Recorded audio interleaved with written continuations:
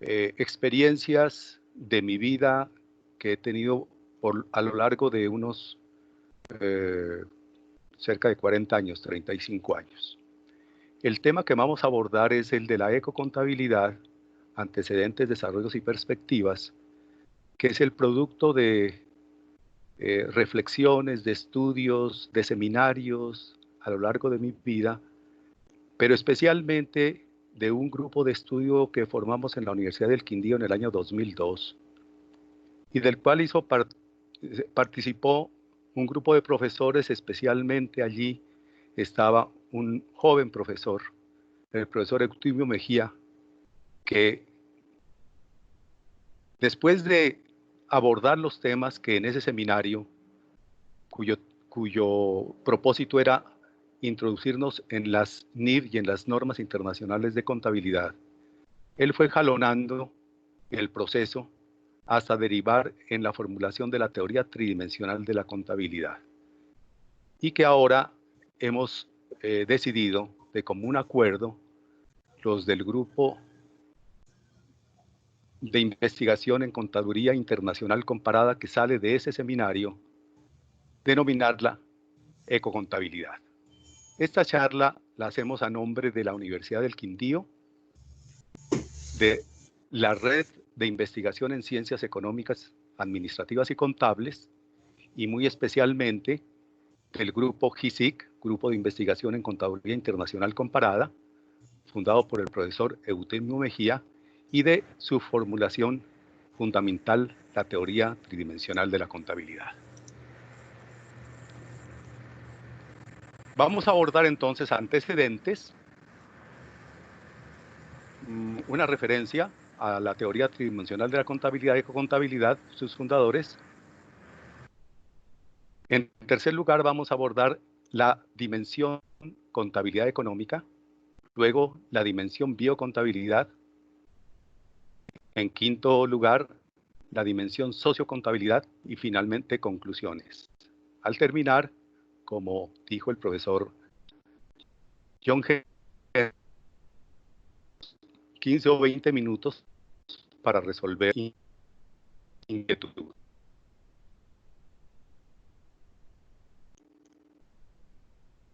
El cuento de cómo sucede desde una perspectiva, digamos, de inquietud. Estoy refiriéndome a un trabajo que hicimos varios profesores y estudiantes, no solamente profesores de contaduría, sino profesores de varias facultades de la Universidad del Quindío en 1985, pero particularmente los de contaduría estábamos muy inquietos porque habíamos recibido algunos trabajos, pero no podíamos leerlos, no los entendíamos, ni profesores y mucho menos los estudiantes. Y me estoy refiriendo, por favor, ustedes van a seguir el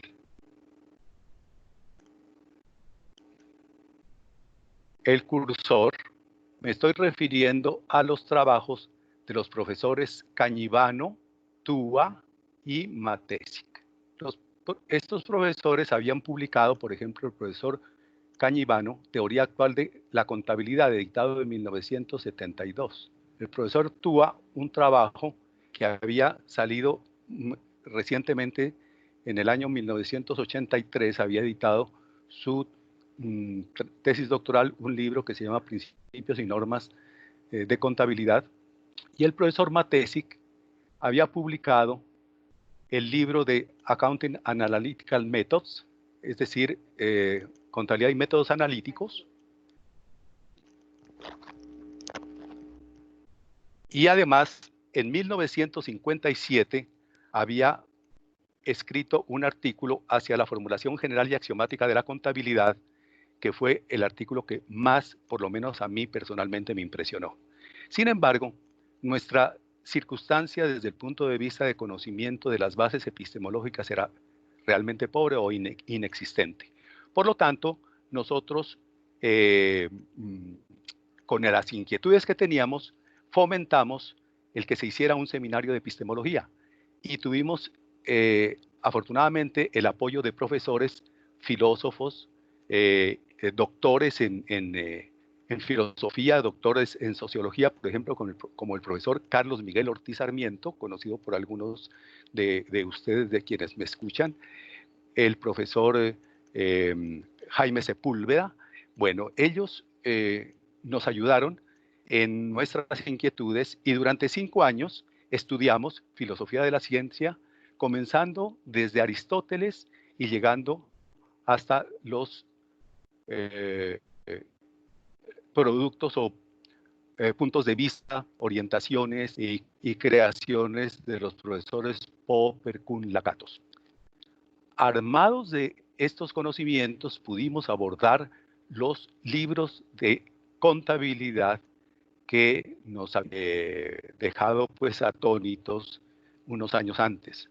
De manera que vamos a pensar, y en este caso me estoy refiriendo más que todo al profesor Rafael Franco, quien fue mi compañero por más o menos unos 15 años en estos procesos de reflexión durante el resto de la década de 1980 y luego la de 1990, y estuvimos reflexionando sobre el objeto y método de la contabilidad, que ya en estos tiempos hemos establecido ese objeto como la riqueza adscrita a un patrimonio. Esto es precisamente lo que actualmente estamos discutiendo en este momento.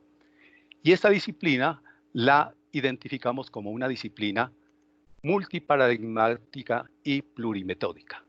Lo de multiparadigma tenemos que referirnos a lo que vamos a abordar ahora, la tridimensionalidad.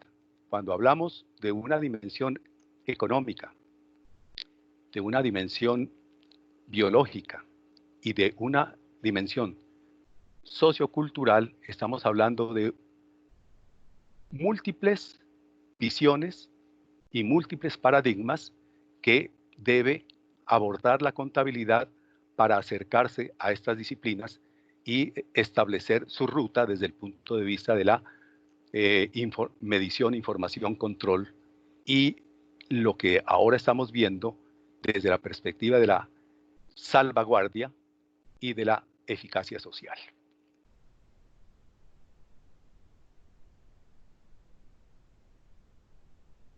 Los profesores Cañivano, Tubas, Matesic, Watzig, Zimmerman nos entregaron una cantidad de elementos y a partir de ahí comenzamos a abordar aspectos que son fundamentales en la discusión pertinente para la fundamentación de la ecocontabilidad. Entre ellos, por ejemplo,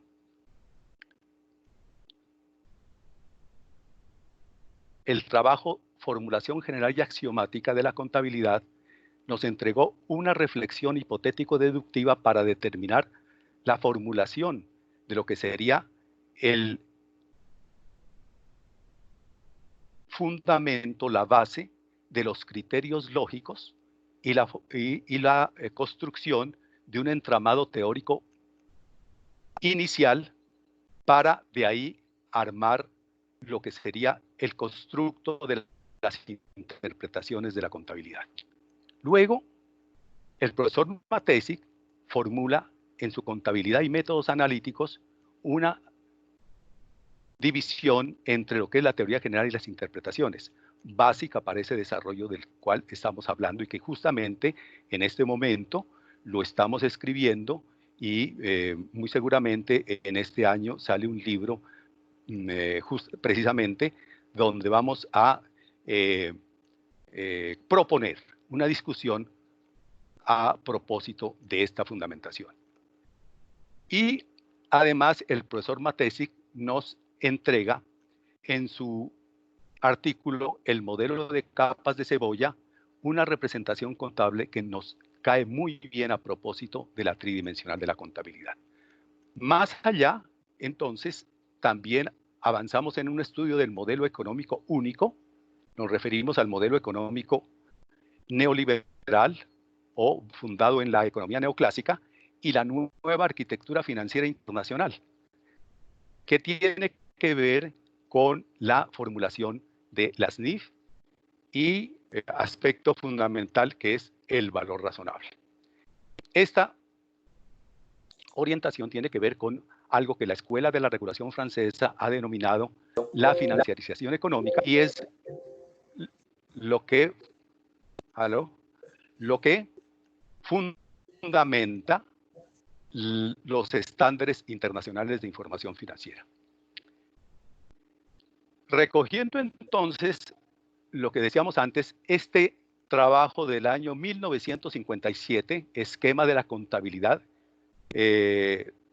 contenido en el libro Contabilidad y Métodos Analíticos, pero que es el aspecto sintético que propone el profesor Matejčík en 1957 en la formulación de hacia una fundamentación general y axiomática de la contabilidad, nos entrega la visión genérica que tiene el profesor Matejčík y que nosotros hemos recogido en este momento para formular la base de la ecocontabilidad.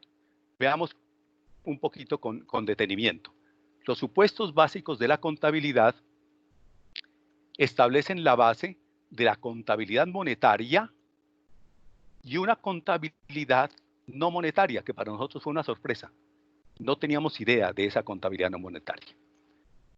Simplemente nosotros dejamos eso en nuestro estudio para momentos posteriores.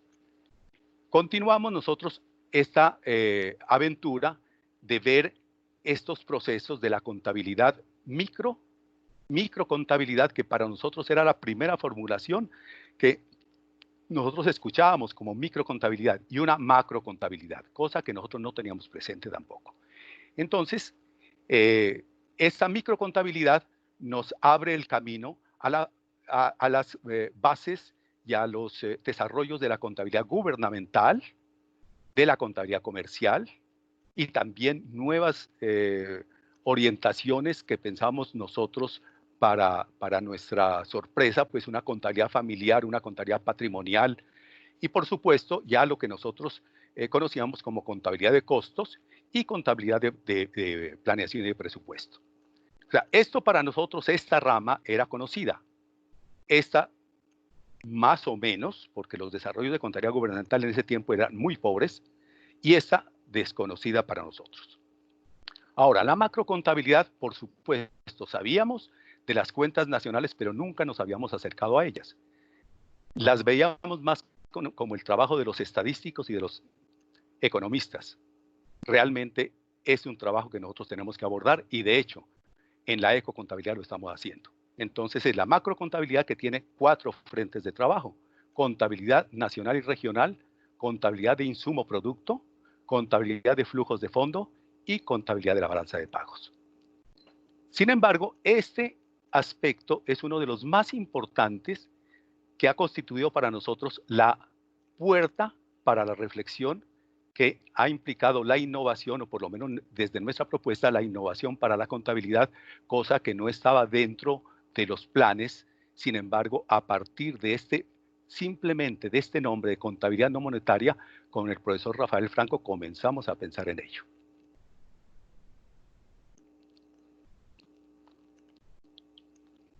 En el libro de Contabilidad y Métodos Analíticos, publicado en 1960 y 64 y revisado en 1970, el profesor Matejčík nos entrega una idea que es fundamental para el desarrollo de la contabilidad, que es el hecho de que hay una teoría positiva que tiene muy pocos cambios en el tiempo, que implica la teoría general con unas hipótesis generales básicas.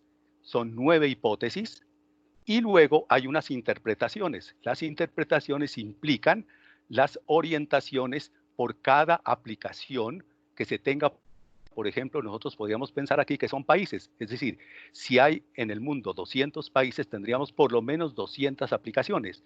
Si en el modelo de cada país implica el modelo público y el modelo privado, entonces tendríamos 400 interpretaciones.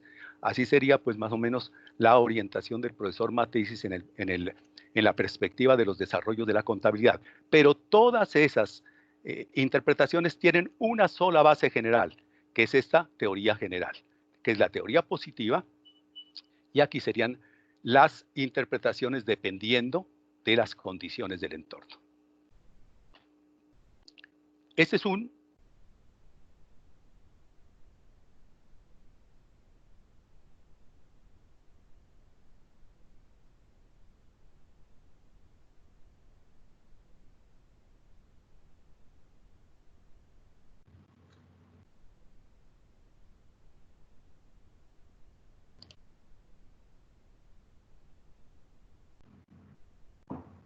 la biocontabilidad en el centro, la contabilidad económica en su derredor, en su entorno, como segundo, componente o dimensión desde el punto de vista de la lógica, y la tercera sería la sociocontabilidad. ¿En qué sentido tiene que ver esto con la lógica? A ver, la lógica formal se aplica en las formulaciones matemáticas. Entonces tenemos aquí una formulación matemática para fundamentar el modelo de la biocontabilidad, que lo estamos basando en unidades de valor ambiental. Ahora, cuando veamos la dimensión de biocontabilidad, vamos a explicar eso. La contabilidad económica es una contabilidad sustentada en la crematística, la reflexión de hace mucho tiempo, más o menos estamos hablando de unos 3.500 años cuando surge la moneda, y la crematística ha servido para la contabilidad económica en sus formulaciones antiguas y modernas, que es la que realmente ha tenido su desarrollo, sobre todo porque ha estado representada en el mercado, en las transacciones mercantiles. Y es una de las ventajas que ha tenido la contabilidad económica, cosa que no tiene la biocontabilidad y que menos la sociocontabilidad. Entonces aquí tenemos nosotros la aplicación de bases numéricas y con lógica formal. Aquí también bases numéricas con lógica formal. Aquí tendríamos expresión no monetaria, aquí tendríamos expresión monetaria, y aquí tendríamos lógica no formal. Estamos virando hacia lógicas paraconsistentes o lógicas difusas, con el propósito de organizar los enunciados que nos sirvan de base para la expresión, el análisis de lo que sería la sociocontabilidad. Ya pasamos en la última parte de la conferencia a explicar los avances en sociocontabilidad.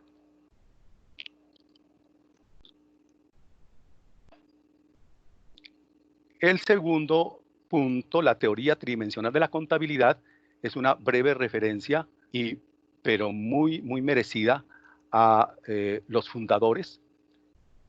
El profesor Eutimio Mejía, profesor Carlos Alberto Montes, Gustavo Mora y la profesora Olga Ceballos de la Universidad del Quindío han sido los jalonadores del proceso, que en este momento es merecedor de reconocimiento de tanto a nivel nacional como internacional. Y a mí pues me correspondió ser fundador del grupo de estudio que dio origen a que surgiera el grupo de investigación y sus formulaciones tan interesantes.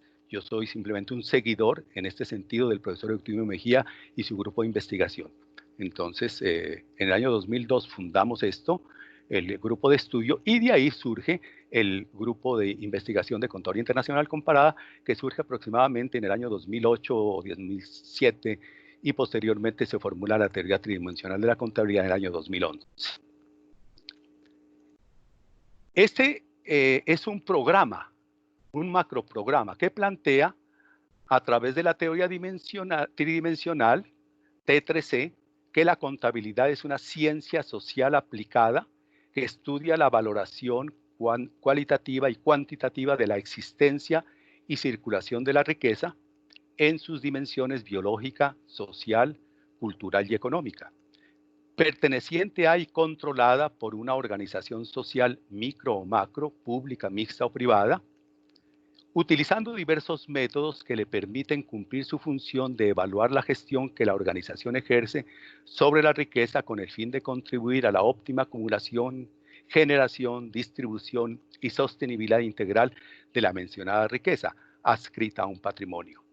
Los términos que están en rojo: cultural, perteneciente a y y adscrita a un patrimonio están precisamente en discusión al interior del grupo. De aquí en adelante, entonces, hemos estado desarrollando conceptualmente la ecocontabilidad con el propósito de darle un fundamento y establecer unos criterios que nos permitan el proceso de investigación de una manera acordada y que esté de acuerdo, que esté en concordancia con una línea de trabajo que es una línea crítica, respondiendo a los intereses que tiene la ecocontabilidad de orientarse hacia la construcción de una realidad social que esté beneficiando en general, no en particular a la población, diferenciándonos de aquí de una manera notable con los postulados de la contabilidad que conocemos hasta ahora, la contabilidad crematística, que principalmente ha estado al servicio del capital y ahora en estas calendas al servicio del capital financiarizado. Tenemos entonces propuesta de definición de patrimonio. El patrimonio es el legado de una comunidad o pueblo recibido de sus ancestros, que encarna los más caros valores que lo identifican y que representa el territorio de residencia o asentamiento y el constructo material e inmaterial fruto de los esfuerzos de las generaciones precedentes y presentes a lo largo de su proceso vital. Su significado implica la identidad cultural de este pueblo, de ese pueblo que históricamente lo distingue y lo une, por lo que debe salvaguardarlo en la perspectiva de su permanencia como comunidad.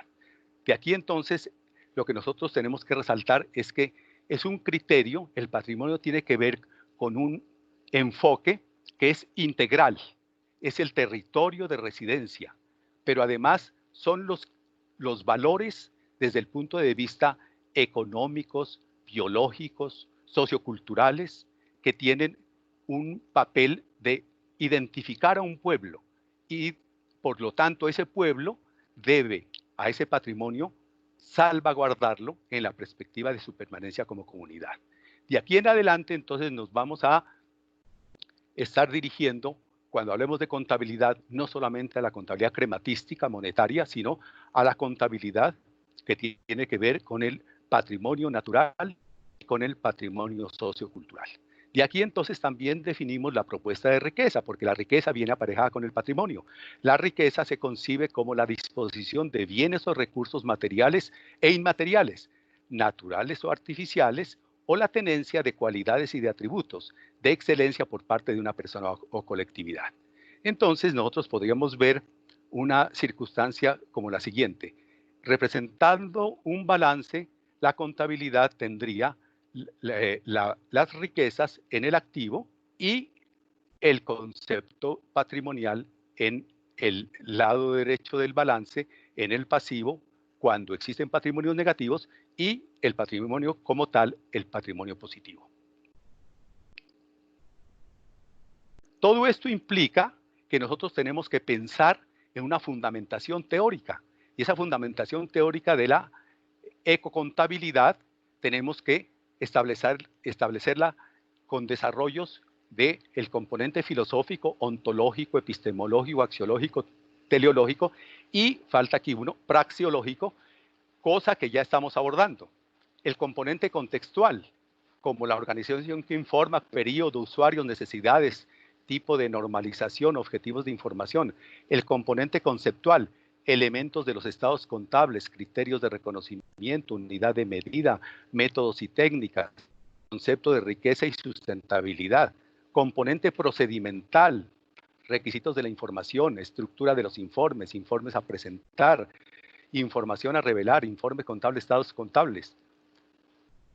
Y el componente validativo, empírica, formal, legal, moral, teleológica y axiológica.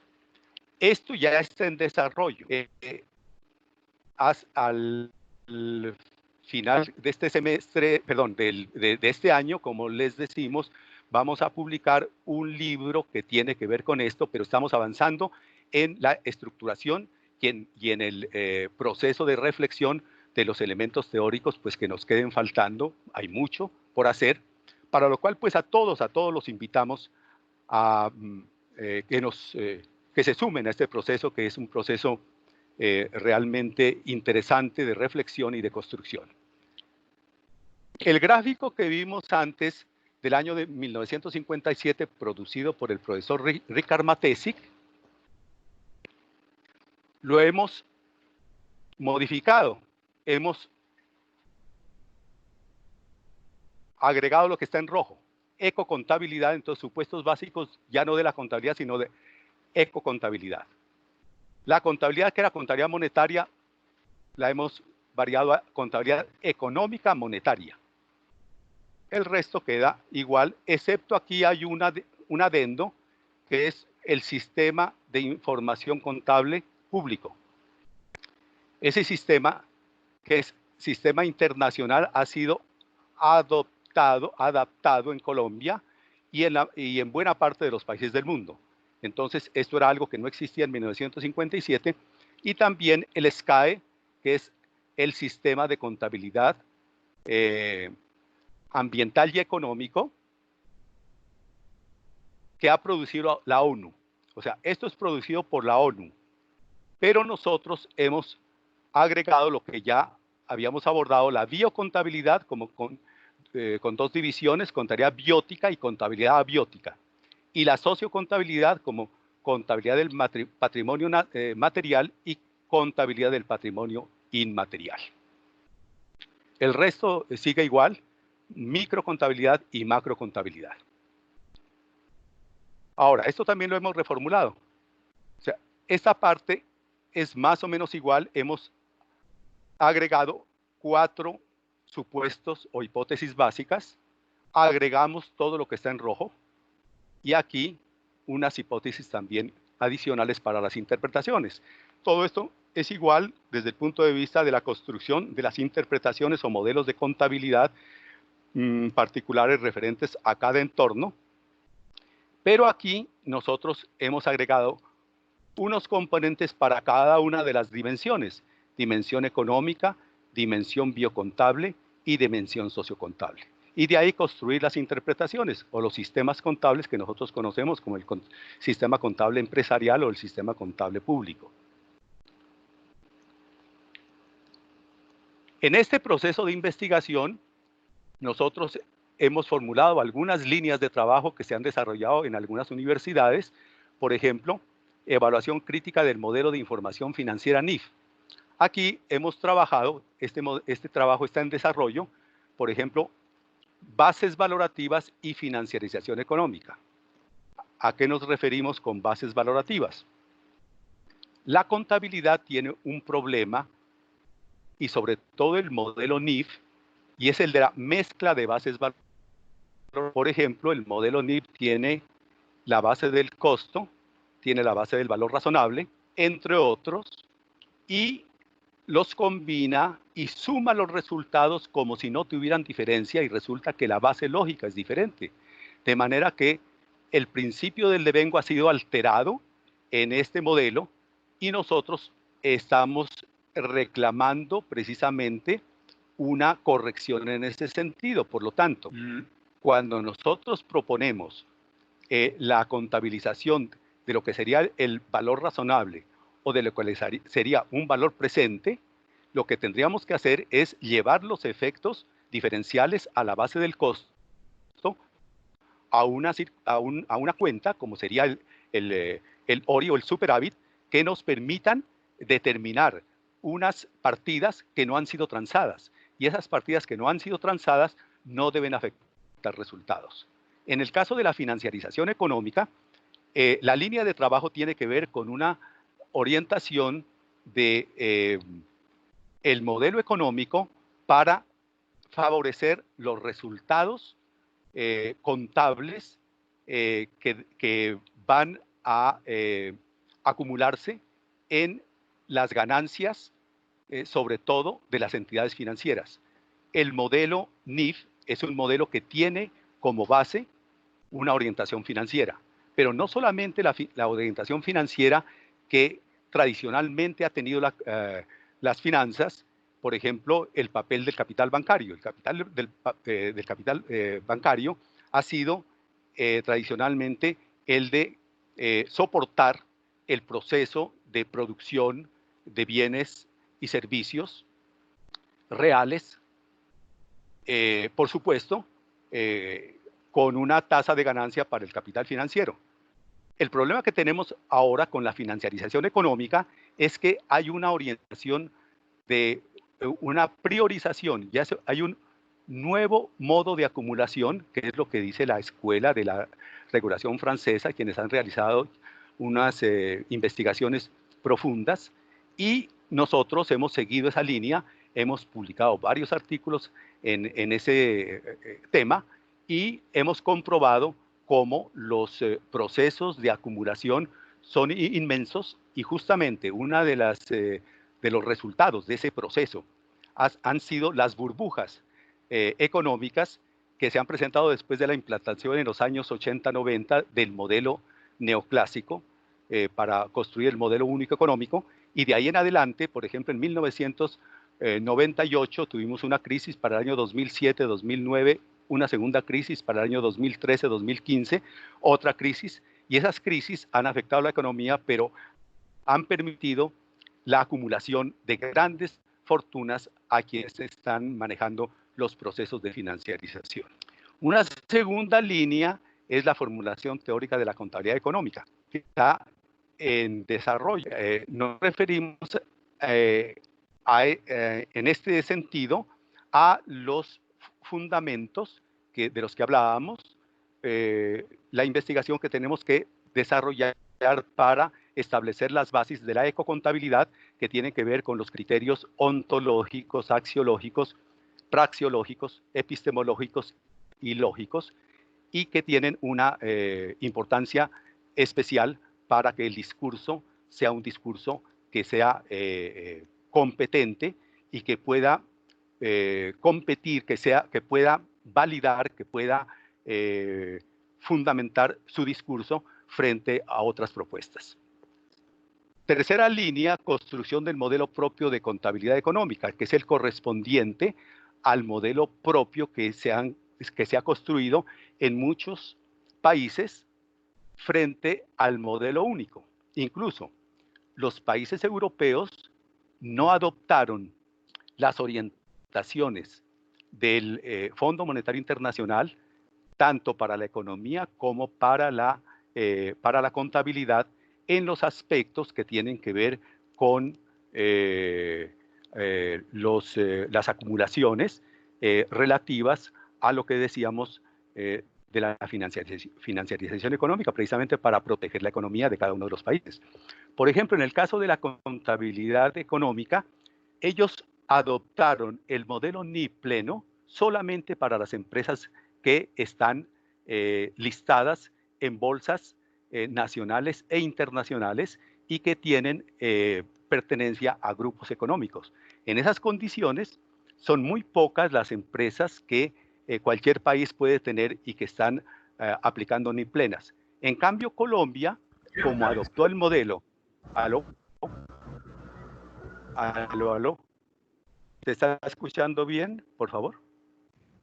Sí, ¿Aló? profe, sí, señor, se está escuchando muy bien, profe. Sí, señor, Bueno, bien listo. pueda seguir. Bien, continuamos. Entonces, cuando hablamos del modelo propio, decíamos, Europa se separó en el caso de la contabilidad de las normas internacionales de información financiera y no adoptó las plenas para empresas que no fueran listadas en bolsas internacionales. En el caso de Colombia, nosotros, si hubiéramos seguido esa misma línea, las NIP no hubieran sido para más o menos 3.000 empresas, como las tenemos en este momento, sino solamente aproximadamente para 100 empresas, y eso pensando en que las empresas que han estado cotizando en una bolsa que se formuló, que se creó hace más o menos unos 10 años, conformada por Colombia, Perú y Chile, han admitido allí más o menos unas 40 empresas. En total podrían ser 100 empresas que aplicarían en Colombia las NIF y no las 3.000. En el caso de España, por ejemplo, no aceptó el modelo PYME. La mayoría de los países europeos se manifestaron en contra de ese modelo para las medianas y pequeñas empresas. Entonces, cuando nosotros hablamos del modelo propio, es precisamente rescatar nuestro propio modelo para las empresas medianas y pequeñas. Las empresas grandes pueden seguir con las NIF en la medida pues, en que les sirva, porque esas normas, esos estándares están orientados a la acumulación de capital financiero, a la proyección y acumulación y creación de fortalecimiento del capital financiero, sobre todo el capital financiero que tiene esos intereses en bolsas de valores internacionales. Cuarta línea, formulación de una estructura de planificación económica a partir de los estados contables de las unidades empresariales. Esta es una línea que hemos creado justamente porque los contadores tenemos que entrar en el discurso de la planificación económica desde las macrocuentas. Cuando nosotros abordamos ahora en la biocontabilidad los procesos de contabilización en lo fundamental, vamos a partir de las macrocuentas. Por eso tenemos que acercarnos al modelo de contabilidad nacional para establecer la orientación de la planificación contable de la contabilidad en general. Y desde allí derivar entonces las aplicaciones a las microcontabilidades. Este es un trabajo que ya se ha publicado en alguna revista, hay un libro también, y de ahí en adelante, pues el interés es que integremos grupos de trabajo para hacer los avances pertinentes, tanto en la biocontabilidad como en la sociocontabilidad. Estos procesos investigativos están direccionados a posibilitar la construcción de nuevos enfoques contables en la dimensión económica con compromiso social pertinente al desarrollo nacional. Este proceso investigativo, en este proceso hemos seguido los planteamientos del profesor Matesic y también de la Escuela de la Regulación Francesa y los investigadores François Chesnais, André Orlean, Frédéric Lordon, Michel Aglietta y Viviana Medialdea, entre otros. Como resultado de estas investigaciones y estudios se han producido más de 20 publicaciones entre libros y artículos. Hasta aquí la dimensión económica. Ahora pasamos al cuarto punto, desarrollos en la dimensión de la biocontabilidad. Veamos una viñeta. Aquí hay un negocio de intercambio. Los de la ciudad mandamos basura al campo. Los del campo nos entregan comida, frutas, verduras a los de la ciudad. Y aquí hay algo que está muy actual en este momento. Resulta que el señor Duque acaba de firmar el decreto, a ver si me acuerdo el nombre, creo que es el decreto 328 de este año 2020. Acaba de firmar un decreto que tiene que ver con la explotación del fracking, y también acaba de firmar un decreto para la explotación del oro. Es decir, acaba de hacer un negocio con firmas extranjeras para la explotación del oro. Entonces dice aquí, ¿vienen a acabar con el oro? No, con los páramos. Pero también vienen a acabar con el oro. Justamente en este momento se están preparando manifestaciones en Bucaramanga porque los afectados, principalmente por ese negocio que hizo el señor presidente Santos, ratificado por el señor Duque con los petroleros de Abu Dhabi, son precisamente también para explotar el oro. Y entonces ya está eso parcialmente decidido. Vamos a ver qué pasa en estos días, porque esta decisión del señor Duque en contravía de sus propuestas de la campaña, pues van en sentido contrario.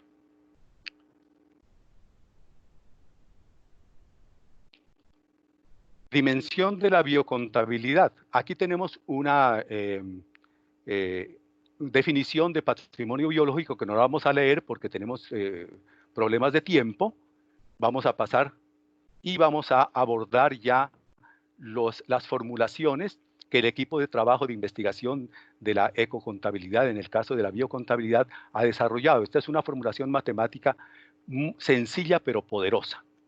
Una expresión representativa de estos desarrollos es la ecuación que establece el valor de los activos de la dimensión ambiental ADA. Vamos a ver qué es esto. Bueno, aquí nos dice la dimensión ambiental de todos los activos que tiene un entorno pueden ser convertidos en la medida en que cada activo pueda representar un valor que lo pueda convertir en algo que sea sumable. Es decir, cuando nosotros tenemos pesos de valor presente y pesos de valor corriente, nosotros no los podemos sumar, que es lo que está haciendo la SNIF. En el caso nuestro, aquí de la biocontabilidad, si nosotros queremos sumar nuestros activos y tener un total de un patrimonio ambiental, tenemos que establecer un factor de convertibilidad. Eso es lo que vamos a explicar y de los avances que nosotros en este momento pues estamos proponiendo, parece que lo estamos alcanzando. Para ello estamos asesorados de profesores de varias disciplinas, entre ellos profesores de física, del doctorado en física que tiene la Universidad del Quindío. Entendamos un poquito esta fórmula entonces. Miren, X es cada activo de la dimensión ambiental de la riqueza.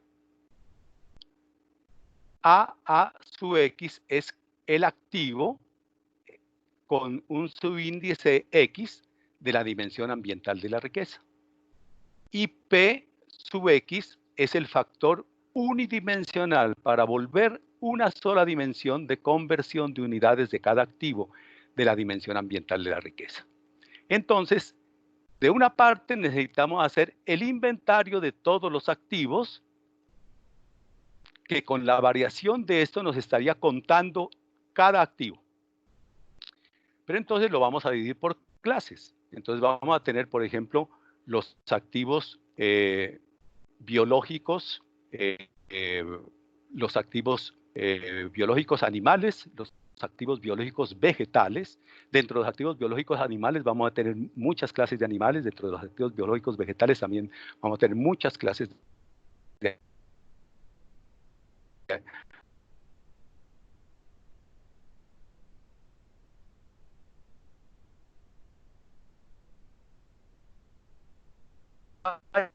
a que todos nos sumen como activos en una cierta medida, en un cierto tipo de medida. Si fuera, por ejemplo, dinero y todo, pero como sabemos que esto no se comercializa, no se transan en un mercado, entonces tenemos que encontrar una unidad que nos permita poderlos acumular, poderlos sumar. De otra parte, también se han formulado, hay una cantidad de modelos matemáticos, pero aquí he resaltado dos nomás, que es el modelo para determinar la sustentabilidad, el desarrollo sustentable. Entonces, la sustentabilidad ecológica emerge en el contexto de la globalización y aparece como un criterio normativo para la reconstrucción del orden económico como una condición para la sobrevivencia humana y un soporte para lograr el desarrollo durable, problematizando las bases mismas de la producción. Este tipo de desarrollo satisface las necesidades actuales de todos los habitantes del planeta sin comprometer los recursos del futuro, que es una de las formulaciones básicas de la sustentabilidad, con lo que estamos diferenciándonos del criterio de sostenibilidad y de desarrollo sostenible. Sobre eso el profesor Eutimio Mejía dictó una excelente conferencia el día viernes pasado. Entonces tenemos aquí la fórmula. La sustentabilidad de la riqueza ambiental. Esa sustentabilidad está dada por los ingresos del recurso ambiental menos los egresos del recurso ambiental. En la medida en que el ingreso del recurso ambiental sea mayor o igual que los egresos del recurso ambiental, vamos a tener sustentabilidad. Pasaremos ahora en un ejemplo a determinar cómo es que lo vamos a medir y cuál es la utilidad de esa medida. Aquí nos vamos a basar en un gráfico construido por el profesor Eutimio Mejía y que nos permite establecer la relación entre los recursos naturales, agua, aire, fauna, flora, suelo, subsuelo, con las entidades desde el punto de vista macro, entidad gobierno, las entidades privadas, las empresas y los hogares. Esta es una división de las macrocuentas, justamente. Y los componentes de esta división de las macrocuentas realizan operaciones, pero por supuesto hay intercambio o interfase con los recursos. O sea, hay una naturaleza que nos entrega recursos y hay esos recursos son unos factores de intercambio y de acumulación. Y eso es lo que va a ser la contabilidad desde el punto de vista biocontable. La acumulación en fondos y el reflejo de los flujos. Estos serían los flujos, y aquí tendríamos nosotros los fondos que acumularían esas que se tienen en esos intercambios. ¿De dónde surge esto? Es decir, nosotros lo que estamos viendo es un proceso, estamos recogiendo las experiencias de investigadores de otras disciplinas para volverlas planteamientos contables. Nosotros vamos a aplicar un método que era el que les comentaba para la convertibilidad o la transformidad. Este método es el método emergético y entonces surge de los planteamientos de los profesores Georgescu Roegen y Howard Thomas O'Doon. El profesor Georgescu Roegen fue un profesor rumano que investigó aspectos físicos y biológicos. Él era un matemático, estadístico y derivó a la economía y desde allí formuló unas orientaciones de economía ecológica. Entonces se lo considera como uno de los fundadores de la economía ecológica. Y sus planteamientos, que tenían que ver también con la física, fueron recogidos por el profesor Howard Thomas O'Doon, un biólogo también ya fallecido.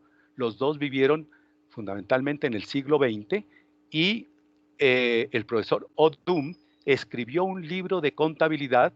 Realmente es un libro más bien como de estadísticas, emergéticas, y formuló el método emergético.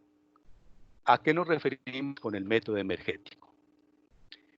Él dice, el método emergético o de contabilidad energética usa la base termodinámica de todas las formas de energía, recursos y servicios humanos y los convierte en equivalentes de una forma de energía, la energía solar. La energía es definida como la energía útil de un determinado tipo que se ha usado directa o indirectamente en las transformaciones necesarias para generar un producto o servicio. Veamos a ver qué es lo que plantea él.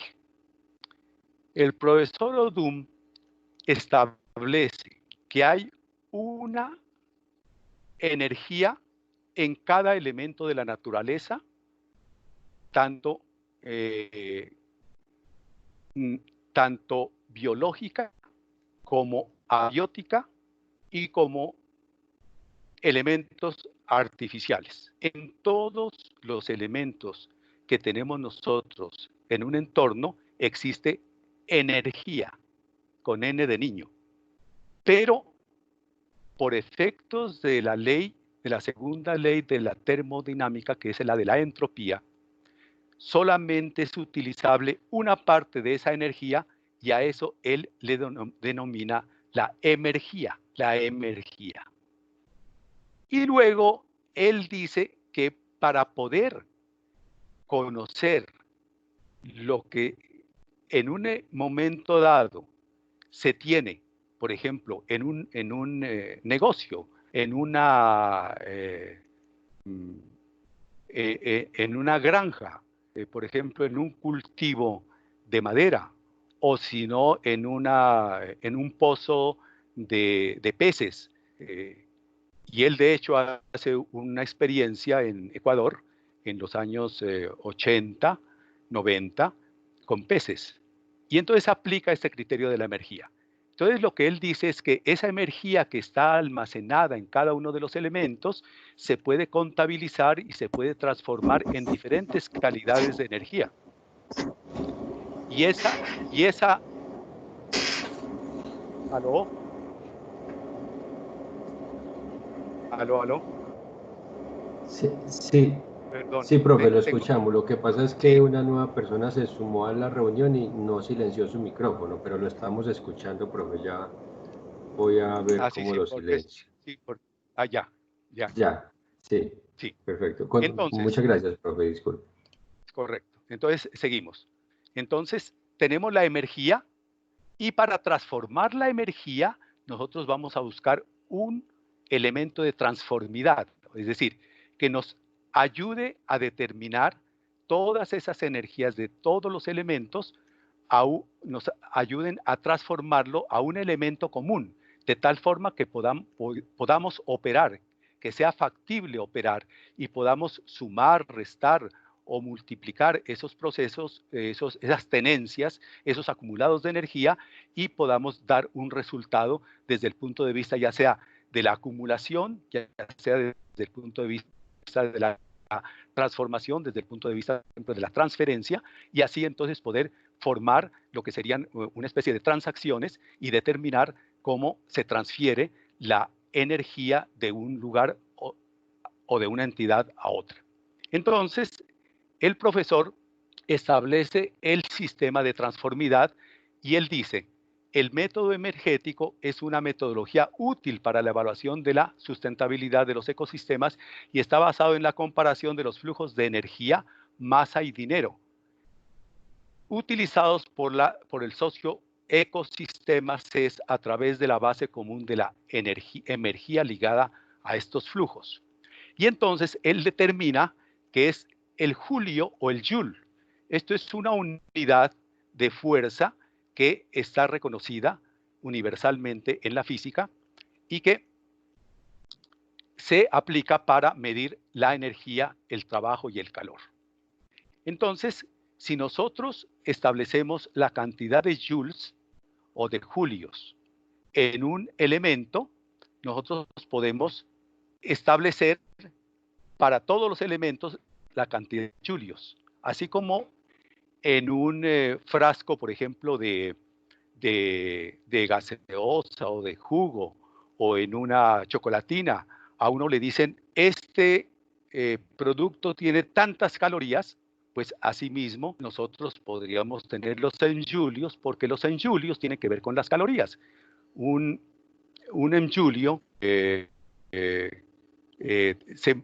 puede convertir en 4.18 calorías, de manera que los enjulios están relacionados con las calorías y así nosotros podemos tener un denominador común para llevar esta unidad a las cuentas, a todos los elementos que nosotros vamos a convertir en esos julios o en julios. Y ese es el sistema de transformidad. Cuando nosotros, por ejemplo, volviendo a la ecuación que habíamos visto, vamos a la suma de todos los activos de un entorno, esos activos del entorno ya van a poder ser convertidos a un denominador común por este Px, que es el sistema de transformidad, que serían los julios. Él habla de M-julios, que son julios energéticos. Un M-julio es un julio energético y esa unidad va a poder medir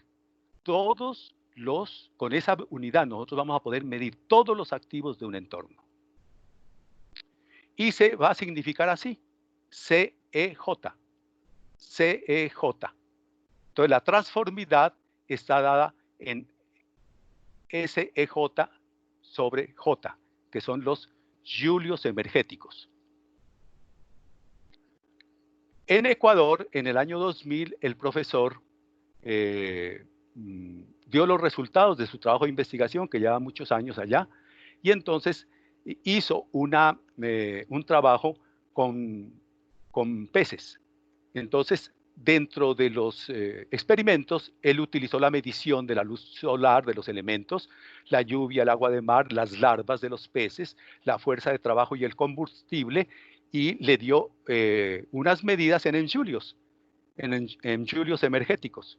Esto es 10 a la 18 julios, 10 a la 15. Entonces, 1,97 por 10 a la 18 julios, 2,65 por E a la 15 julios, que son cifras en trillones y en cuatrillones. Y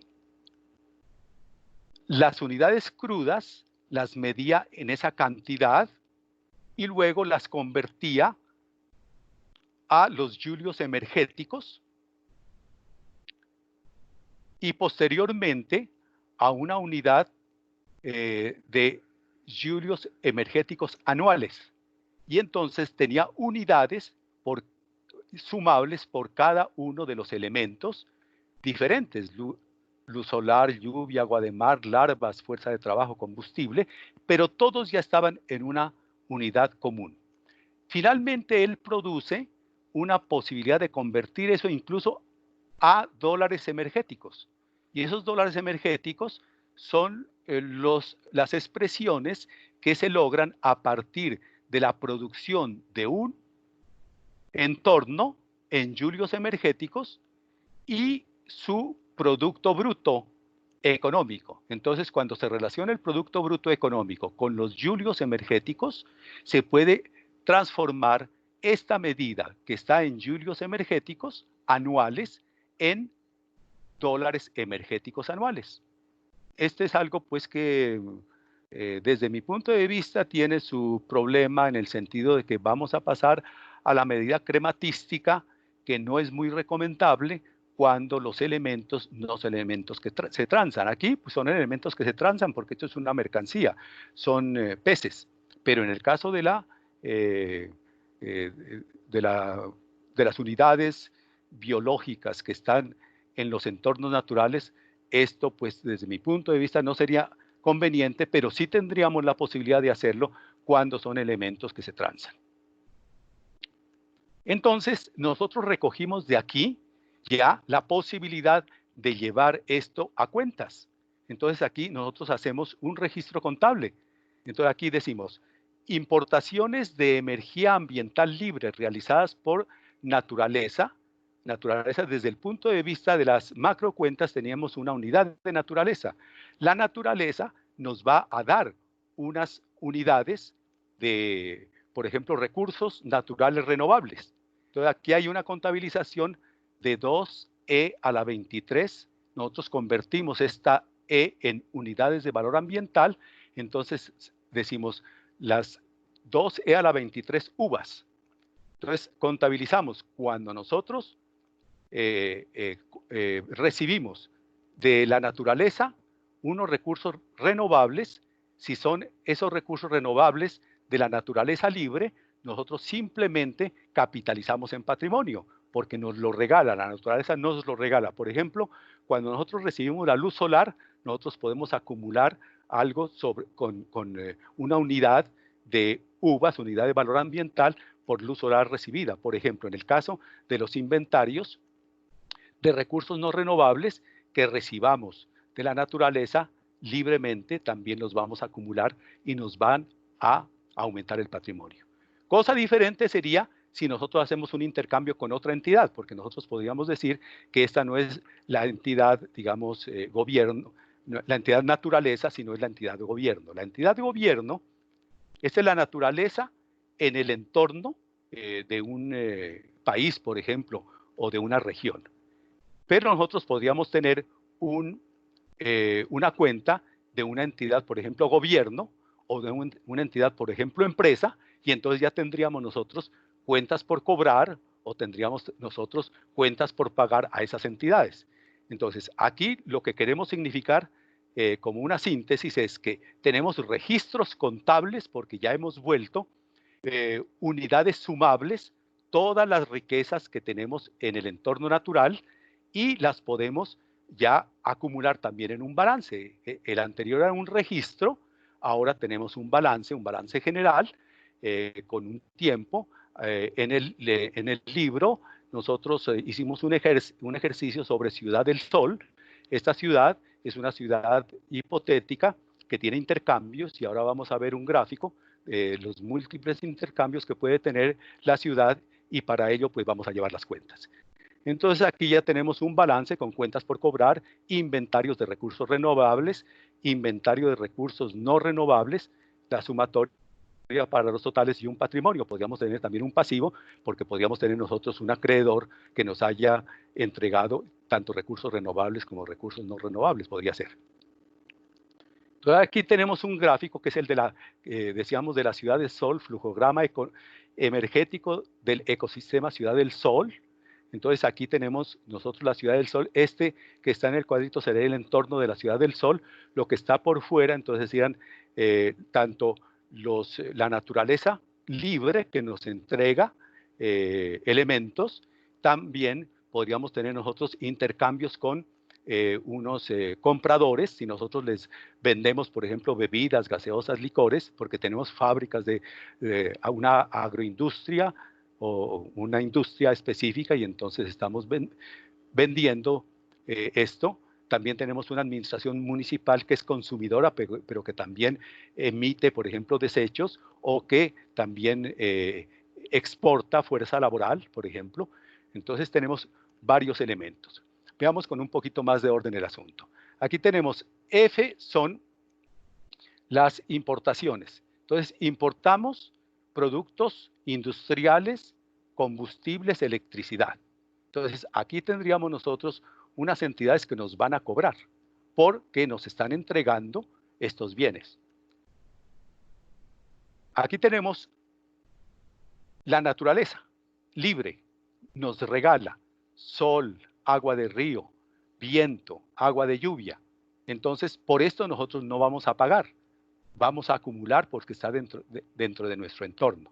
Entonces, esto favorece a las actividades de la agricultura, plátano, café en grano, ganado vacuno, en fin. Nosotros podemos tener la agroindustria, producción de bienes industriales, comestibles, licores, bebidas refrescantes. También importamos fuerza de trabajo para las actividades industriales. Importamos recursos naturales, maderas, hortalizas, cereales, pero no son libres, que también nos los van a cobrar para la administración municipal. Entonces, estas entidades tienen sus negocios, prestan sus servicios, pero al mismo tiempo hacen sus exportaciones y también esta administración municipal emite desechos. Entonces, este sería un flujograma energético del ecosistema Ciudad del Sol. Nosotros podemos hacer unos balances de esto. También tenemos ya entonces índices energéticos.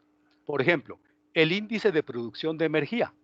Aquí teníamos entonces los recursos naturales renovables o no renovables. Tenemos las importaciones y esto lo dividimos entre todas las importaciones. Entonces, tanto los recursos que son libres, los renovables, los no renovables, en fin, los sumamos también con las importaciones y dividimos asimismo por las importaciones y nos da un indicador. Y esto nos va a ser medido en julios energéticos al año. Y nos da un dato, tanto para el año 2017 como para el año 2018. Tenemos otro índice. Entonces, este será el de producción de energía. Aquí nos dice que el índice debe ser superior a 5. Entonces, tenemos un año en que es superior a 5 y un año en que no es superior a 5. Por lo tanto, aquí ya está marcando una crisis desde el punto de vista del estudio de los índices. Ahora, tenemos un índice de carga ambiental. El índice debe estar entre 0 y 2. Entonces tenemos aquí de recursos no renovables, importaciones sobre recursos renovables. Entonces, esa operación nos da un resultado en julios al año. Entonces tenemos 3 julios y 4 julios. Dice aquí que debían ser entre 0 y 2, o sea que nos está marcando sobre esto, o sea que está marcando ya un nivel crítico. Y si nosotros dividimos esta primera con esta segunda, entre esta segunda aquí están las siglas de los elementos en inglés, estos son los elementos en español. Entonces tenemos aquí el índice de sustentabilidad ambiental. Este índice de sustentabilidad ambiental, que es el IP sobre ICA, aquí debería ser IP sobre ICA, nos da 2 y 1. Debe ser mayor de 5. Por lo tanto, esta entidad Ciudad del Sol, desde el punto de vista energético, está marcando niveles críticos de sustentabilidad y está rebajando, o sea, cada vez va a ser menos sustentable. Entonces, con esto lo que nosotros queremos indicar es que ya tenemos elementos como para poder establecer unas orientaciones desde el punto de vista de la planeación para la gestión ambiental, la gestión ecológica de los entornos, ya sea de una ciudad, puede ser también de una región, puede ser de un país, y hay experimentos en ese sentido desarrollados aquí en Colombia, en muchas partes del mundo, pero también aquí en Colombia, por ejemplo, en la ciudad de Palmira. Hay un grupo de investigadores, de ingenieros, que han hecho trabajos en este sentido. Conclusión de este punto: como fruto del trabajo investigativo en esta dimensión, se han publicado más de 30 artículos en revistas de Colombia, Ecuador, Perú, Argentina, Venezuela. Bueno, el trabajo investigativo sigue adelante y hemos seguido a investigadores como los mencionados, Georges Corruegen, Odum, Martínez Alier, Roca Yusmet, Stiglitz, entre los principales. Bueno, muy rápidamente vamos a abordar la investigación que tiene que ver con la sociocontabilidad. Vamos a adelantar un poquito estas vistas porque el tiempo pues ya es escaso. Tenemos las 4:15. Tenemos tiempo hasta las 5, profesor. Sí, señor. Sí, la conferencia ¿sí? Hasta las 5, profe. La idea es terminar por ahí, faltando un cuarto para las 5, para que haya espacio para algunas preguntas. Listo. Entonces vamos a pasar un poquito sobre estas vistas que son de introducción. Aquí nos estamos refiriendo al inicio en los años 30, con la Carta de Atenas se viene a hablar por primera vez del patrimonio histórico y cultural. Aquí vamos a hacer referencia más que todo al patrimonio cultural, al patrimonio histórico-cultural, no al natural, porque luego se casa esto en las reflexiones de la UNESCO con el aspecto natural, que ya lo tratamos. Ahora vamos a referirnos al cultural. El patrimonio sociocultural, también lo ofrecemos una definición, es el legado de una comunidad o pueblo recibido de sus ancestros, transmitido de forma oral, monumental, simbólica o documental y construido a lo largo de su proceso vital. Su significado implica la tradición ancestral de este pueblo, constituida por sus más profundos valores, que históricamente lo distinguen y lo unen, por lo que deben salvaguardarla y cuya conservación permite la vigencia del imaginario que constituye su identidad. Aquí tenemos una vista del Parque Nacional Chiribiquete. Para quien no conozca, este es un parque que está ubicado en el sur de Colombia, en el suroriente, entre los departamentos de Caquetá, sur del Meta, y de Guaviare, sur del Guaviare. Este lugar estaba ocupado por las guerrillas. Para el año 2015, por el proceso de paz, hay un reconocimiento, aunque esto venía por procesos de investigación de algunas personas que conocían más o menos desde hace unos 30 años, pero no estaba publicitado. Realmente no se conocía como ahora se está reconociendo esta tremenda riqueza que ya fue declarada como Patrimonio Mundial de la Humanidad. ¿En qué consiste? Se han encontrado pinturas rupestres en el Parque Nacional Chiribiquete, son más de 75.000 imágenes.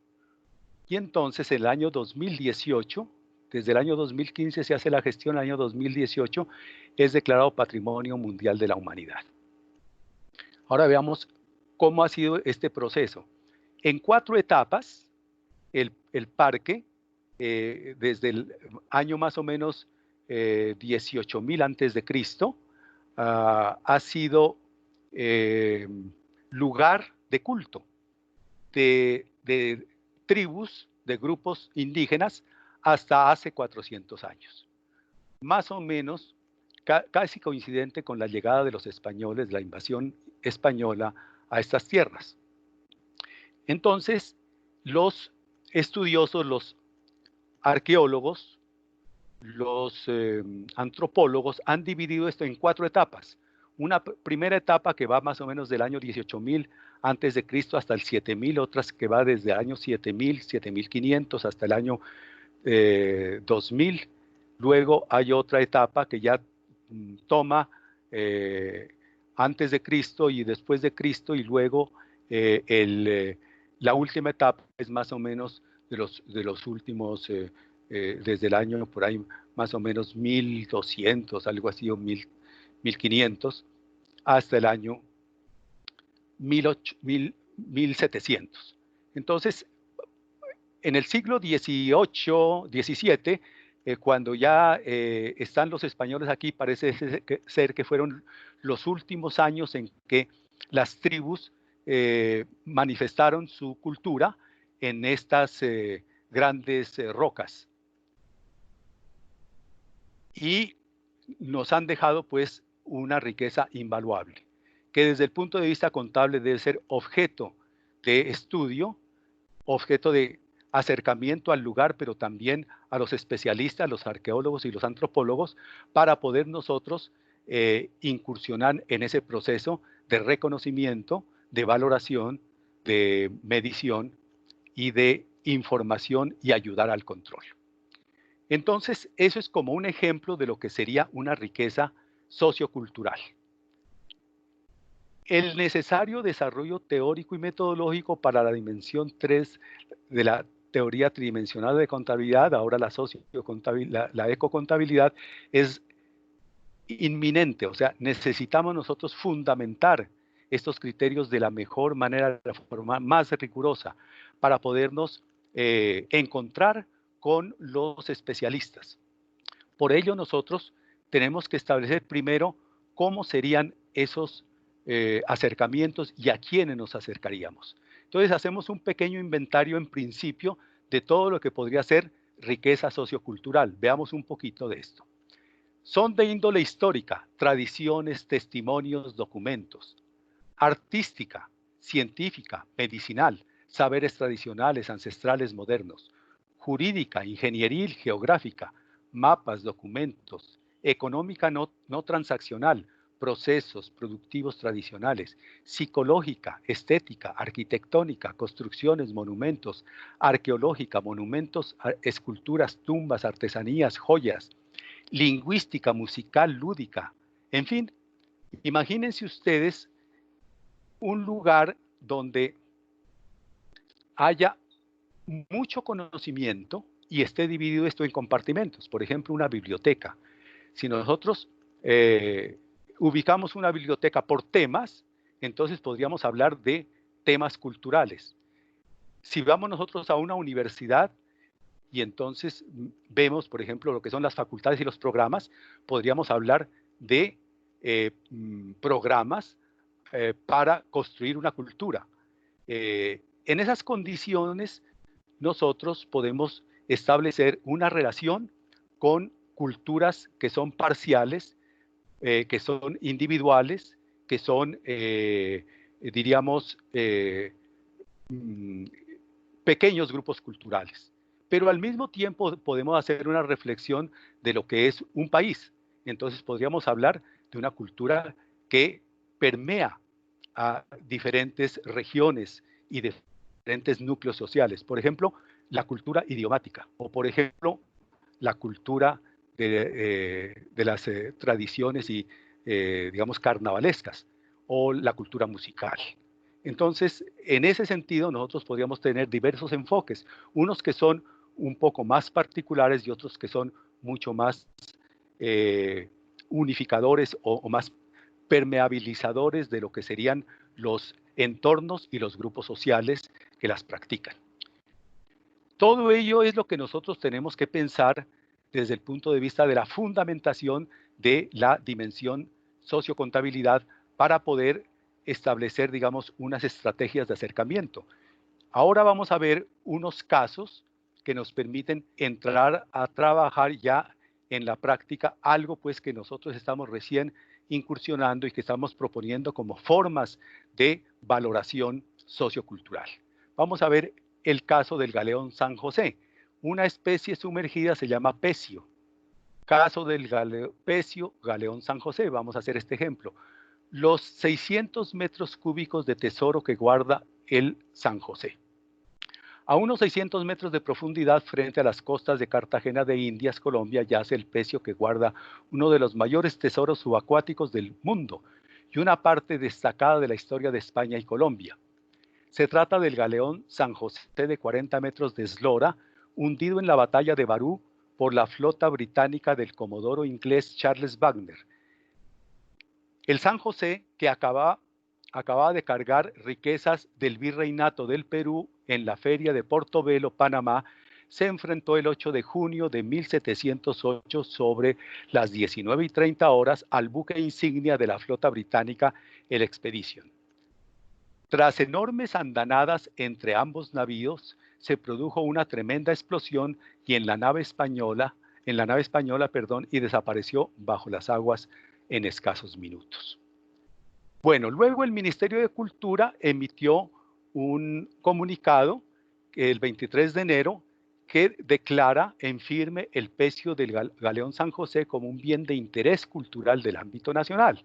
España lo estaba reclamando como un bien que le pertenecía porque en ese tiempo esta tierra era española, pertenecía a la corte española, a la corona española.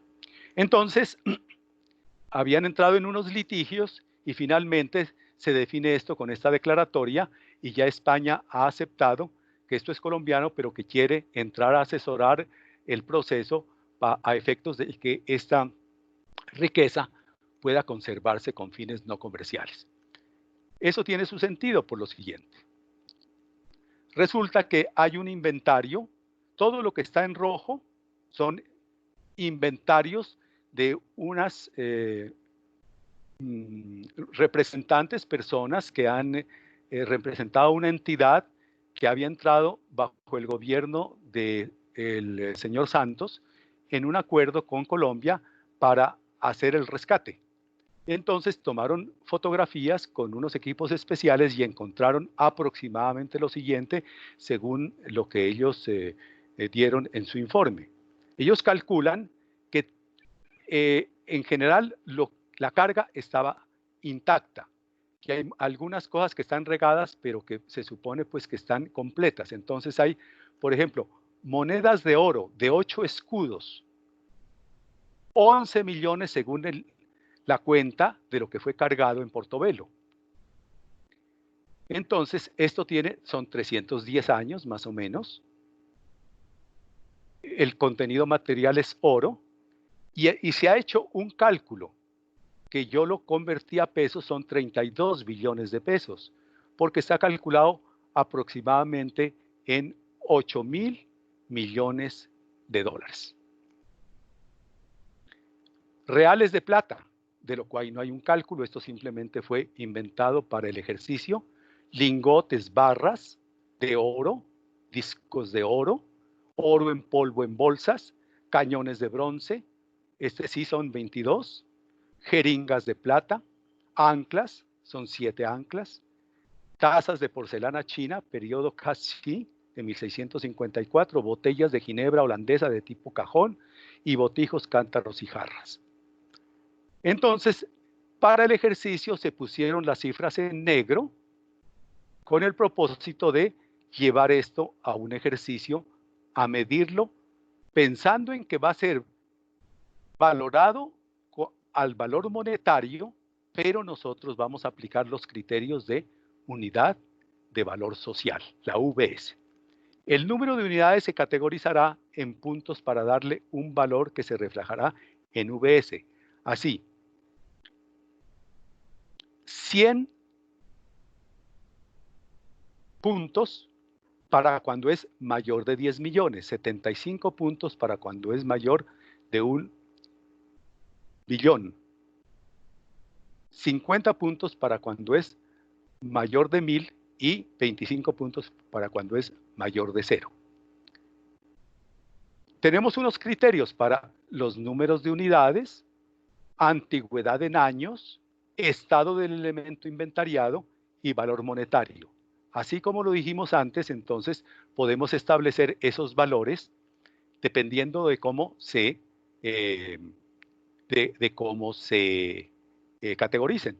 Entonces, por ejemplo, la antigüedad en años se categorizará en puntos por siglos. Más de 4 siglos, 100 puntos. Más de 3 siglos, 75 puntos. Estado del elemento inventariado en el pecio se categorizará. Son 5 categorías. A, excelente, 100 puntos. B, bueno, 75 puntos. C, regular, 50 puntos. D, deteriorado, 25 puntos. E, inservible, 0 puntos. El valor monetario se categorizará así. 100 puntos para más de 1 billón de pesos, 75 puntos para más de 1.000 millones de pesos, 50 puntos para más o igual a 100 millones de pesos y 25 puntos para mayor de 0. Entonces, con esos criterios, todo lo que está en roja son las categorizaciones. Entonces tenemos la descripción, las monedas de oro, por ejemplo, pues están completas hasta 32 billones, pero los volvemos VS, ya con la sumatoria de lo que... Entonces tenemos aquí este 100, este 75, este 100 y este 100. Entonces estos 100 más 100 más 75 más 100 nos da 375. Dividido entre 4 nos daría 93,75 unidades de valor social, que es específica del galeón San José. Aquí ya no tenemos la unidad general para todas las riquezas, porque cada patrimonio es particular. Cada patrimonio tiene sus características específicas y en esas circunstancias no puede sumarse una con otra. Por lo menos hasta ahora nosotros no lo hemos encontrado. Seguiremos buscando a ver si podemos establecer una unidad de valor social si encontramos un denominador común en todas las riquezas sociales. Tenemos reales de plata, también ya pues los volvemos VS, lingotes, los discos de oro, todo esto pues, hasta que finalmente nosotros podemos sumar y podemos tener entonces 706 unidades de valor social. Esto va a tener un significado desde el punto de vista del control de la contabilidad.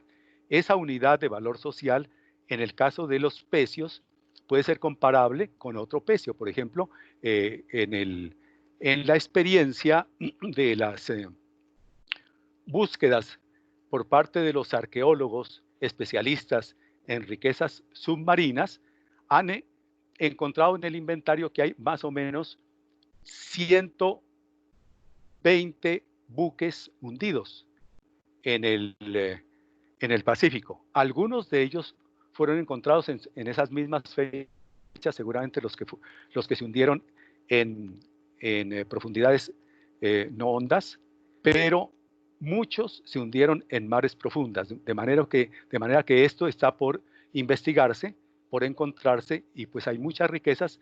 No creería yo que tanto como este galeón, pero sí riquezas que tienen que ver con elementos pues, de antigüedad y de valor patrimonial por su gran pues, importancia desde el punto de vista del tipo de elementos, como decir las losas, o como decir, por ejemplo, los empaques, los baúles, las armas de guerra de esa época, en fin. Pero es posible también que haya algunos tesoros, porque ustedes saben que la estrategia de los buscadores de tesoro cuando venían aquí precisamente era eso, llevarse el oro y buena vida que se dieron las cortes durante más o menos esos 300 años que duró la colonia, que implicó toda esa lujo de las cortes de España, de Francia, de Inglaterra, por tener las riquezas aquí en América. De manera que es posible que haya otros galeones hundidos con ciertas riquezas económicas. Pero la intención no es tanto pues, de la riqueza económica, por lo menos desde el punto de vista cultural, sino el recuperar esos elementos que están hundidos. Una vez terminada la valoración patrimonial a la luz de los criterios acordados por este estudio, pudimos obtener el total del patrimonio encontrado en el Pecio Galeón San José en unidades de valor cultural, VS Galeón San José. En la práctica, el proceso contable deberá continuar informando y controlando este inventario como soporte a los gestores de este patrimonio. Además, en este trabajo de la sociocontabilidad hemos desarrollado el análisis sociocontable. Este elemento componente de la sociocontabilidad es un desarrollo metodológico complementario de la valoración patrimonial y ha sido formulado con el propósito de aprovechar una diversidad de estudios de libre disposición realizados por entidades de diferente orden, académicas, institucionales, públicas o privadas, con cobertura local, nacional o internacional, que permitan formular análisis focales relativos a los intereses de la sociocontabilidad, tendientes a evaluar circunstancias sociales, culturales, económicas, educativas, etcétera, con el fin de establecer resultados dignos de dar a conocer a la sociedad en general o a grupos organizacionales o poblacionales específicos y resaltar esos resultados, tanto positivos como negativos, a favor o a cargo de los gestores responsables de las actividades analizadas. Entonces, lo que nosotros vamos a hacer aquí en la sociocontabilidad es recurrir a estudios que se han hecho, pero que pueden ser aprovechados desde el punto de vista de determinar lo que serían los patrimonios culturales y poder valorarlos en unidades de valor social y determinar si son patrimonios positivos, patrimonios negativos, y adjudicarle el mérito cuando son patrimonios positivos o reclamar frente a patrimonios negativos a los responsables. Y bueno, de eso hay bastante por hacer. Entonces aquí presentamos otro ejercicio, análisis de resultados del índice de Gini para Colombia entre el año 2000, realmente no es 2006, sino creo que lo ponemos desde el año 2012 en adelante. Entonces, el índice de Gini nos ayuda a determinar cómo es la concentración del ingreso. El índice de Gini o coeficiente de Gini es una medida económica que sirve para calcular la desigualdad de ingresos, de posesión de activos o de otro elemento que está distribuido entre los ciudadanos de un territorio, región o país. En este caso lo hicimos y lo que lleva Colombia es la concentración de ingresos. Entonces, análisis de resultados del índice de Gini de Colombia entre el año 2000, lo cortamos, 2010 a 2018. Aquí tenemos 2006, 2010 a 2018.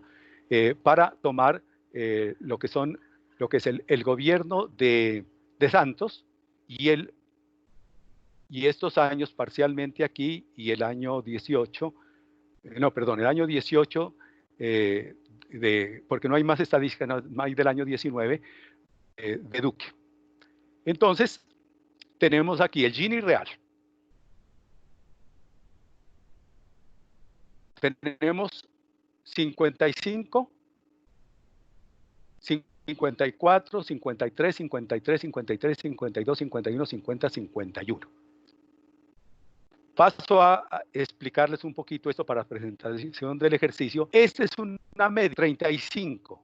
Los países, digamos, buena parte de los países están alrededor de 35. Este punto 35 diríamos que es una medida que es representativa de lo que sería una especie de justicia social aceptable en los entornos de los países. Nosotros somos el quinto país más injusto en la concentración de la tierra y el 10º país más injusto en la concentración del ingreso. Entonces, lo que nosotros tenemos aquí, fijamos como una meta, es que Colombia debería acercarse siquiera al 35, que es el índice que observan los países, la mayoría de los países que tienen, digamos, una economía relativamente justa. Hay países que tienen índices alrededor de entre el 25 y 30, que son, por excepción, los países escandinavos. Hay más o menos unos 10 países, pero entre 30 y 40 están más o menos unos 100 países. En cambio, entre 40 y 50 puede haber unos 60 países, 70 países, y más arriba de 50, pues hay alrededor más o menos de 10 países. Colombia pues está metida en ese rango. Entonces, fijémonos cómo ha sido la situación durante el gobierno de Santos. Hubo una recuperación. En el gobierno de Uribe también hubo una recuperación, pero no en el primero, sino en el segundo gobierno de Uribe. Seguramente la medida del CISBEN pudo ayudar en ese aspecto. Lo que no hubo recuperación es en el aspecto de la tenencia de tierra, porque ustedes saben que con la actividad de los despojos y de los paramilitares, pues lo que hubo fue justamente una concentración mayor de tierra en Colombia, y que se ha seguido dando. Entonces, en el caso del año 2010 teníamos 55, en el año 2011 54, año 2012 53, que se mantiene, en el año 2013, 2014 se mantiene, en el año 2015 baja 52, año 2016 51, año 2017 50, y año 2018, fíjense, subió a 51. ¿Por qué sería? Adivinemos, perdón. Entonces, el índice propuesto, 35, y esto lo marcamos como un pasivo en VS. Entonces tenemos 20, 19, 18, 18, 18, 17, 16, 15 y otra vez 16. Y este es el pasivo que debemos reclamar al responsable o a los responsables, en este caso a la presidencia de la República y a sus ministros, específicamente su ministro de Hacienda, el señor Carrasquilla, sobre esa deuda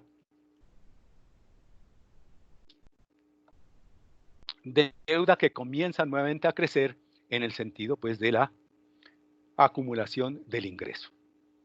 Entonces, con esto nosotros aquí tenemos alguna anotación. Desde el año 2007 el pasivo que resulta de la comparación anual del índice con el índice factible ha cedido terreno, pasando de 23 puntos VS, CIG, es decir, concentración del ingreso, índice de Gini, a 16, VS, concentración del ingreso, índice de Gini.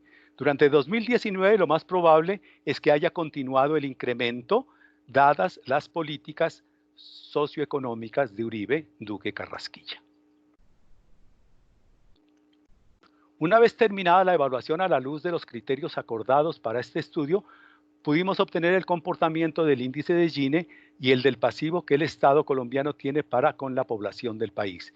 En la práctica, el proceso contable debe continuar informando los datos de este factor de deuda para contribuir a controlar la gestión del gobierno nacional.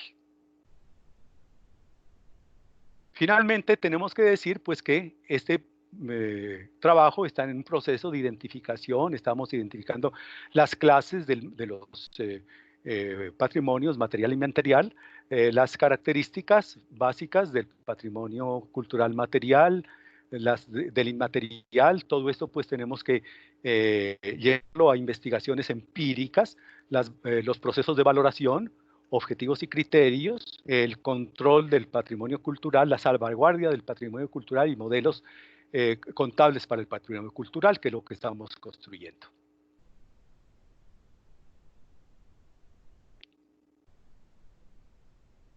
Finalmente, nuestra aspiración es a lograr la acumulación de todos los patrimonios adscritos representados en la riqueza, adscritos al patrimonio total, en unas medidas que sean compatibles, ojalá fueran numéricas. La verdad es que, como vimos, en el patrimonio ambiental tenemos numéricas no monetarias, en el económico tenemos numéricas monetarias y en el social no tenemos numéricas propiamente monetarias, sino cuasi monetarias, porque la medida es cuali-cuantitativa. Lo que nosotros acabamos de ver de la VS es una medida cuali-cuantitativa. Por eso, muy difícilmente nosotros vamos a llegar a poder unificar un dato final del patrimonio, pero sí tendríamos entonces medidas para cada uno de los patrimonios y podríamos entonces, de todas maneras, compartir informaciones entre los subsistemas a efectos de que la gestión de cada uno de ellos pueda ser realizada de una manera mucho más integral que como en este momento se está realizando. Eso es lo que nosotros hemos pues avanzado, lo que queremos compartir y como mensaje final decir que la ecocontabilidad establece que el propósito de la disciplina contable es contribuir a la generación, acumulación, distribución equitativa y sustentabilidad integral de la riqueza patrimonial, ecológica, social y económica de las organizaciones, regiones y países en la perspectiva de largo plazo y aportar a la existencia presente y futura de la vida planetaria. Les agradezco mucho la atención